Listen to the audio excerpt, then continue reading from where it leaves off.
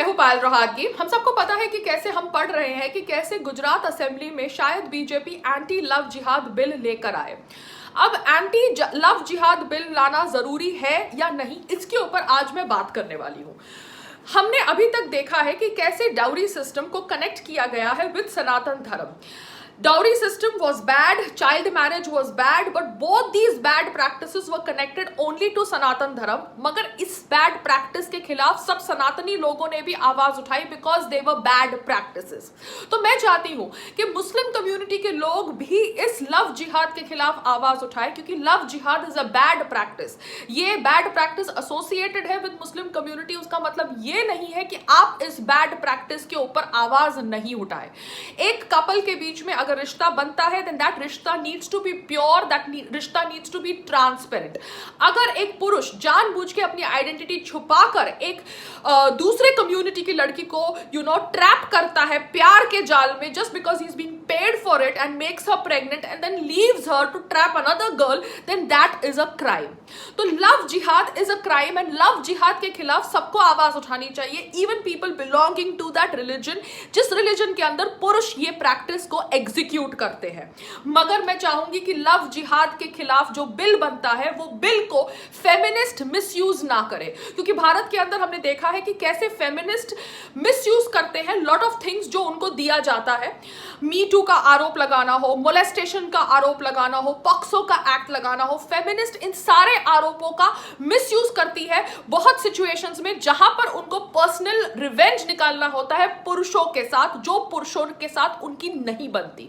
So feminists should not be able to misuse the anti-love jihad bill if it passes in the parliament, and for that anti-love jihad bill needs to be made properly. It has to be friendly, it has to be correct, it has to not prosecute a man just because a woman wants to take her revenge। मगर anti love jihad bill pass होना चाहिए, ऐसा मैं सोचती हूं, because it is a bad practice. यहां पर मैं आपको एग्जांपल देती हूं कि सारे relationship between a Muslim man and a Hindu girl are not love jihad, and इसका सबसे बड़ा बिगेस्ट एग्जांपल है the marriage between Shahrukh Khan and Gauri Khan.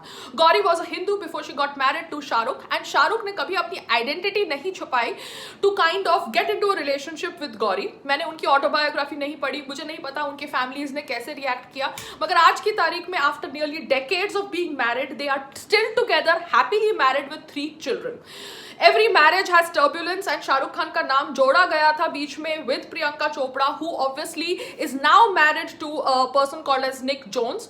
मगर एवरी मैरिज सीज टर्बुलेंस। आप देखते हैं कि कैसे Amitabh Bachchan and Jaya Bachchan marriage has also been discussed, but वहां पे the situation is Hindu Hindu, so that is why we can not put the love jihad angle. But यहां पर अगर Shahrukh Khan and Gauri Khan marriage had been broken, then you could put a love jihad angle. No, you could not put a love jihad angle, because यहां पर किसी ने अपनी identity नहीं छुपाई। They have been happily married and accepted each other. अगर उनकी marriage नहीं चलती, if whatever reasons in future, then this is because of their personal differences, not because of love jihad. Love jihad obviously needs to be identified initially in the initial years of marriage, and women need to be careful as well as react fast if they feel that they are a victim of love jihad। 30 साल के बाद, 40 साल के बाद अगर आपको लगता है कि आपको डाइवोर्स में एलिमनी नहीं मिल रही, तो उसका मतलब ये नहीं है कि आप अपने हस्बैंड के ऊपर लव जिहाद का आरोप लगा दे।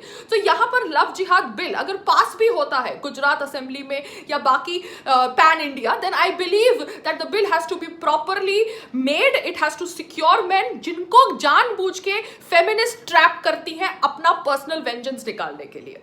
ये कहकर Shahrukh Khan and Gauri Khan are an example that love jihad does not always exist. There is real love also between a Muslim man and a Hindu girl.